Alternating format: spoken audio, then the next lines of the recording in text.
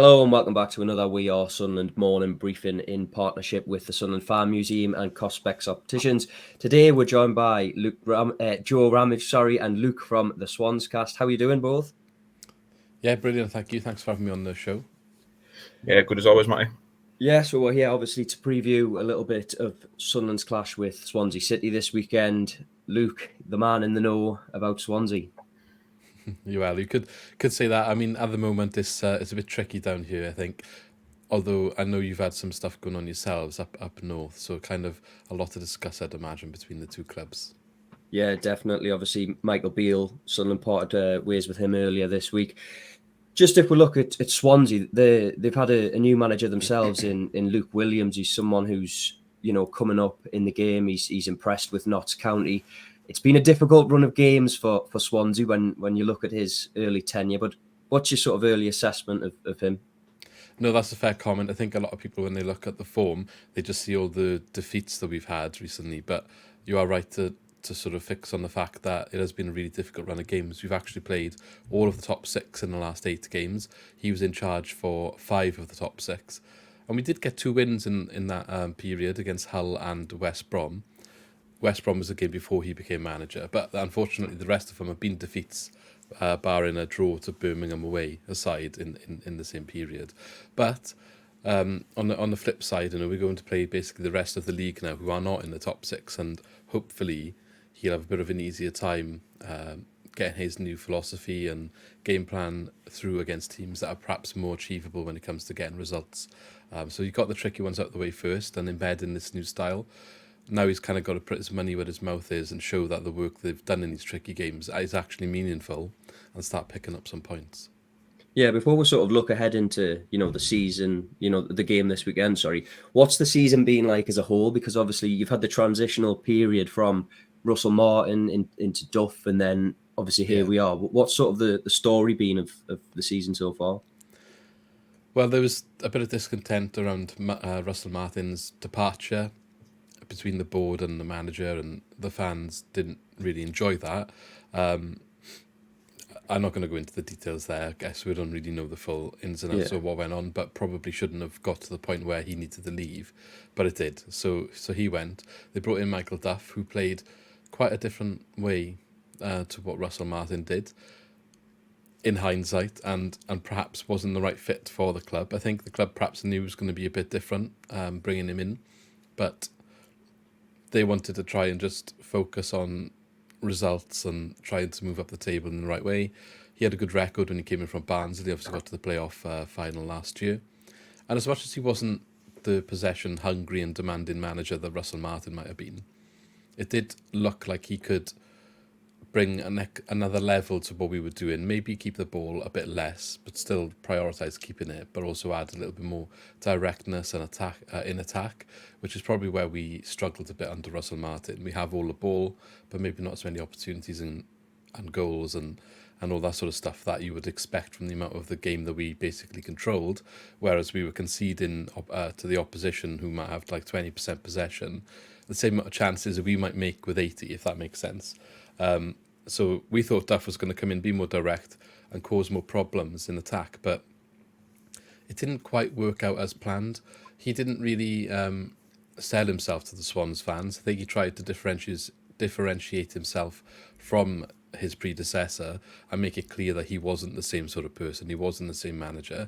But some of the way that he went about doing that in a press conferences, some of the things that he said, kind of alienated the Swansea fan base, because a lot of the Swansea fan base really loved Russell Martin, and they didn't really take too kindly to hearing these sort of backhanded, well, I'm not like him, I'll actually score goals with the possession that we have, stuff like that. Yeah. He also really downplayed the big derby against Cardiff, which would be the equivalent of a new manager coming in for you and saying they're not that bothered about beating Newcastle as long as they get promoted, which really didn't go down well. And so he made a rod for his own back, and when he wasn't getting results, it's difficult to kind of have a longer stint in charge, even if you need longer to sort of get your ideas across and get a new way of playing working. I think because of the way that he was approaching things and the way that he was dealing with the media, maybe he was naive and not used to the pressure, but he kind of didn't help himself. So when he eventually got relieved, we had a long period of a month, I believe, looking for a new manager before Luke Williams did get brought in. Now, Alan Sheehan in the interim spell did actually pick up a few solid results, West Brom being one of them, and kind of stabilised where we were. And now Luke Williams has come in. He has kind of tried to revert to more of a system we played under Russell Martin. So you could argue the 6 months in between really was a waste of time. The club's like, the players they signed for Michael Duff's system, they're not necessarily all going to suit this, going back to what we did before. So we're in a bit of no man's land and limbo now until the summer, I guess, but he's trying to implement this system early. And as you mentioned, he's come in at probably the most trickiest time of the season in regards to our fixture list, where we had to play the likes of Southampton, we had Bournemouth in the FA Cup, Leicester, Hull, Leeds and Ipswich, all basically back-to-back. So on paper, it looks like it's not really working, but there's definitely signs to show that he is getting his ideas across, and the players are behind him. They're not really not performing or anything. The 4-0 home loss to Leeds aside, but there are still concerns, I think, with the way that he sets up, especially the defence. He wants to play with a high line, and I'm not over the moon with it sometimes. I think he does need to tweak it depending on the opposition, but he kind of wants to play, this is the way we play, don't matter who we're playing, and we're going to play like this. But it has cost us a few times, so it depends. I guess we need to see it against teams that are more on our level at the moment and see if we can continue to develop it. But there is still, the jury is still out on the way they set up defence to see where that's going to go. But the signs are there for some improvement. I know that's a bit long-winded, but been a bit of a crazy season. Yeah. I don't know about you, Matty, but the one thing that I picked up on there was sort of there was some similarities to what's happened here with Michael Beale, wasn't there, in terms of possible standoffs with fans and media comments and not getting that sort of time frame as well. It all kind of marries up. But if you go back to the start of the season, what would you have said that the sort of pre-season expectations would have been for Swansea? Well, with Russell Martin, we finished outside the playoffs twice. I think it's more of a mid-table the first season. We were only 3 points outside the playoffs last season. So I guess we wanted to at least maintain that position, knowing the managerial change had happened, and then build from there. And if anything, it's probably worse than that. Well, it is worse than that. So I thought mid-table, to be honest. But yeah, we're a bit lower. It doesn't mean it's not achievable still. Probably is still achievable at this moment in time. But, it's a long way to go in terms of turning that around right now. As well, as much as that's the expectations, and we enjoyed Russell Martin's spell, the prior spell to him was Steve Cooper, where we had back-to-back playoffs. So when you zoom out a bit, it does look a little bit more worrying that it went from back-to-back playoffs, back-to-back just outside or whatever, mid-table, and now we're kind of struggling a bit lower again. You just start to kind of wonder, is that the trajectory you're on, or is it going to click into place and actually start working soon? But I guess time will tell. But taking a bit few risks, I think, that we don't want to be taking too many more of them going into the next few seasons. Just interestingly, sorry, go on, Joe. I was just going to say, this is slightly off on a tangent, but Swansea strike me as a side that one of the first sides really that had brought in that style of play, and they were bringing managers in to attract a style of play. You could probably go back as far as Roberto Martinez, and then there was like the Rodgers and Laudrup might have veered off a little bit. Then Potter came in, Cooper, like you mentioned, Martin. Is that fair to say that has been something that's happened over the course of the last 15, 16, 17 years? Yeah, so we call it the Swansea way. There has been some managers that departed from it. So the biggest stints would be the few before our relegation from the Premier League, where it became a bit more desperate to stay in the league, more than focus on your identity, if that adds up. Potter did bring it back when we came back to the Championship. Steve Cooper, I don't think he was incapable of doing that style of football, but he was more pragmatic in the sense that he looked at what players he had and he did the best job he could with them. But also he was very successful doing that. When he left, fans, it sounds weird, but a lot of fans were happy with it because they were bored of watching this 1-0 hold out for a 1-0 win with Andre Ayew scoring. Quite often was the case. But we were very good defensively and we could hold on to those results. And we were successful. We got to playoffs twice. One of them was a final. But when he went, they were happy with it. I don't necessarily agree because ultimately he was our most successful guy since we come back down. But he did. I wouldn't say he was really one of the managers in that mould. Was capable of doing it if the opposition, that game plan allowed for it, if that makes sense. But if we were up against someone maybe a bit more of a tougher match, then he would set up appropriately for that match. So Russell Martin brought it back to an extreme then.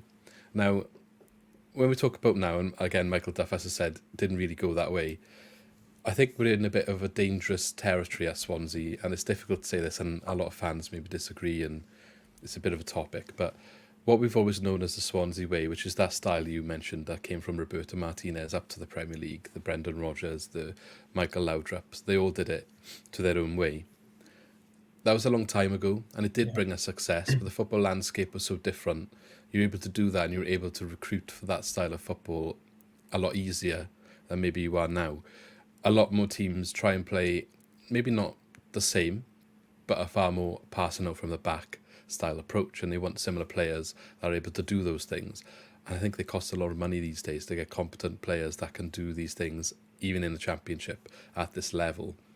And it's not to say it can't be done, but I also think it's a little bit naive to think that's the only way now that you should progress through the leagues. And I think it's far more difficult to do it. I think a lot more teams are also savvy on how to play against that style of play.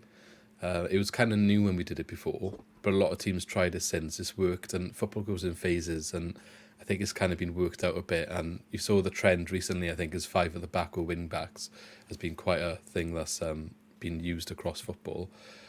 And we're just chasing this past glory, I think, going back to this Swansea way sometimes, where if you look at this season, for example, as much as Michael Duff didn't help himself with the way that he came in and approached the media and kind of didn't really unite with the fans, if you take all that aspect out of it, like the football, is not to say it couldn't have worked in a longer period of time, but I think people just didn't want to even give that a chance because it wasn't what they wanted to see on the pitch.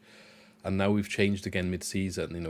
We're only 4 points above relegation. I don't necessarily think we'll go down. I think we have got enough, but it doesn't mean we won't or we can't. And changing the manager so late to really, really drastically change the way we're playing again mid-season, it is dangerous. And I'm just wondering how long before this agenda to not drop this historic success route to the Premier League maybe shoots us in the foot and makes us go a bit backwards, because I don't know if the players here right now are set up to get to the heights of what that style could bring if you've got the right personnel, and it could cost a lot of money to change that around. Maybe they'll do it on the cheap and they'll get some bargains in that are unknown and it'll work out in the end, but I don't know, I feel like sometimes you just got to adapt a bit. We didn't do it before Roberto Martinez, so it's only like a 20-year sample of our history. And I understand it means a lot, and I love watching that style of football too, but I think tweak it and be a bit more sensible to what is working in front of you, because it could, I think, cause us issues maybe. You obviously lost a huge major goal-scoring threat in Joel Perreault at the start of the season. How big of a loss has he been? Yeah, well, back-to-back 20-goal seasons is really hard to replicate. It comes back to what I was just saying about replacing players and the money involved to do that in the Championship. So we obviously signed Jerry Yates in the summer, and he's been struggling a bit recently. I think he's got either 8 or 9 goals now this season, and that seems okay figures, but I think when you've lost such a high output player individually, even when you get someone in that's scoring a few less in a season, you're still losing a massive chunk of what you kind of relied on in the previous seasons. So who's picking up the goals that is in between what Yates is outputting and Perreault was outputting, and that's probably the question mark of where we trying to still work out at the moment. Probably still need to go in to find someone else in the summer, but it's very difficult, and I think there's a lot of teams looking for a striker that can kind of have that sort of output, maybe even yourselves for a few years as well. Yeah, it's certainly where Sunderland are at the minute, isn't it, Joe, having brought in 4 in the summer? Yeah, again, the similarities are quite striking, aren't they? Obviously, Sunderland have lost Ross Stewart. Amad Diallo went back from his loan spell, and they're still struggling to sort of replace those goals. And I think you could probably tell that in the reverse fixture, the 0-0 back in November, I think it was. Even down to 10 men, Swansea, Sunderland, they struggled to really create anything clear cut, didn't they? And that has kind of been the story of their season. I suppose if you flip that to this weekend, then how do you see things sort of playing out this weekend on the back of what you've seen and what you've said there? I think it's important that we put this tough run of fixtures behind us now, and if he wants to say that they've worked on this stuff and we have got better, and some of them were better, we obviously got a win up at Hull. Ignore the Leeds game because that was a bit tragic, but Ipswich, we only lost 2-1 and it was a very equal match. We look at the stats as well. We did give Ipswich a game. So we need to take that forward now into the other games that are perhaps, no games easy, but more winnable or more achievable to maybe get a point, maybe if it's away from home as well. Yourselves, I know you've just changed manager and stuff. Probably would have preferred if that happened next week, I'll be honest with you. But I think that we have been a bit better actually away from home this season. I did see a stat. We have not lost an away game to a team outside of the top 6 since mid-September, which, considering where we are in the league, that obviously screams we have a massive issue with our home form. So at least going away, we seem to kind of turn up a bit more competently and give teams a game, for whatever reason that is. We did give Leicester a game a couple of games ago as well. I know the 3-1 scoreline suggests otherwise, but Leicester just seem to always find a way to grind those results out. So I'm not necessarily confident that we'll go and win this game. I think we should be able to get a goal at least. I don't think we'll keep a clean sheet. So if we can come away with a point, I think that would be a good platform for us to then take forward into the next few fixtures, which again, we should be able to turn into a positive and say, look, they're all in areas, they're all struggling as well. Can we take advantage of start looking up the table instead of over our shoulder? So going to Sunderland, I think we're going to start to see maybe a little bit more cutting edge and I hope a bit more clinicalism for the forwards. There's been a lot of opportunities made, especially by our winger who we brought in January, Ronald. I don't think he's registered an assist yet, and I feel like that's really unfortunate because he's made so many opportunities. The strikers are just not really doing him any favours when it comes to that. And I just hope that that's just got to click at some point. So hopefully we can get that started this weekend. Just in terms of Williams, sorry, what sort of blueprint has he set up? Because I know at Notts County there was sort of a back 5 to a back 3 at times. Has he sort of tried to implement the same sort of thing, or has it been a back 4? What sort of the setup been like? He did do a back 5 in one of the first few games, or a couple of the first few games, but he's kind of reversed away from it now, and I think he's settled on a 4-2-3-1, more conventional, if you like, for. You mentioned the Swansea rise earlier, Roberto Martinez and all those managers, they used to play this way with that formation. Whereas more recently when we've done it with Russell Martin, it was a 5 at the back. So we have gone to a 4-2-3-1 and the recruitment they did in January kind of suggests it's going to maintain that formation because the only players we brought in were all wingers, 3 of them.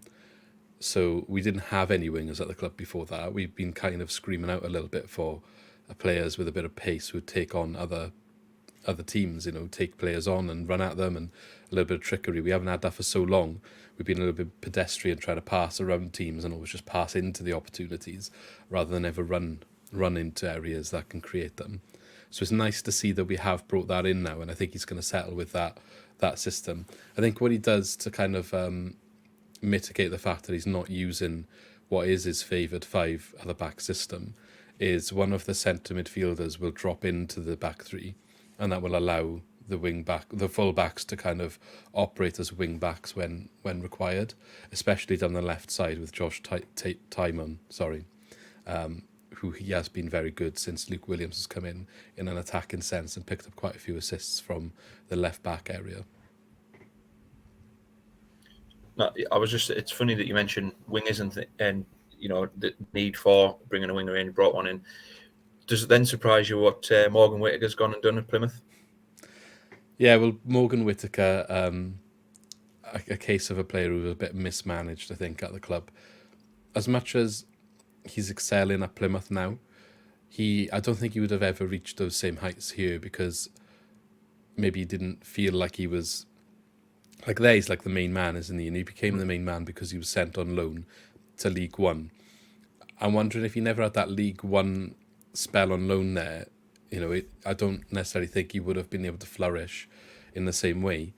And I guess it's just a player in the right place at the right time. And if he flourished there, we recalled him last season from that, and we didn't get any of that same output from him when he came back here. And by all accounts, he probably didn't want to be here at the time, and that makes a massive difference. So in reality, even if we hadn't sold him in the summer, we were never going to get that player. if his head's not here and he's not loving his life here because of previous that maybe he hasn't had the opportunities that he thought he deserved, which it did seem a little bit that way. And you could argue the way that he operated around that was, well, why do you deserve them more than other players? Why do you think you've got that entitlement? And he kind of threw his toys out the pram a little bit when it came to us recalling him. So I just don't think it was ever going to work. The best thing they've done with it is they have got a sell-on clause in the deal. So if he does go for a big money move, we will get a bit of it. So that's probably the only positive. But it is unfortunate. You see that and you wish that it was the case that he flourished here. Unfortunately, it's not a case of one manager made the mistake. He couldn't do it under Steve Cooper. He didn't do it under Russell Martin. And I guess he didn't really have the chance to show it under Michael Duff because the decision was already made that he wanted to leave. But all good for him to go and make a good career elsewhere. And if he does go for a big fee, I hope it's as big as possible so that we do get a little bit of it back. Just obviously from the outside looking in, I know you've touched on it, but just sort of to end, when you see Swansea, it's particularly at the start of the season, they're not really a club that you would expect to be sort of down, as you say, 4 points off the relegation zone. I know you've said you don't think that you'll go down. At what point does it start to get a bit concerning if you don't start to pick up those results? Well, if you look at our upcoming games, we've obviously got yourselves. We've got Blackburn at home. Yeah. And then Watford, Bristol City and Cardiff for the international break. I think if we get to the Cardiff game, we can reassess the situation there with the international break.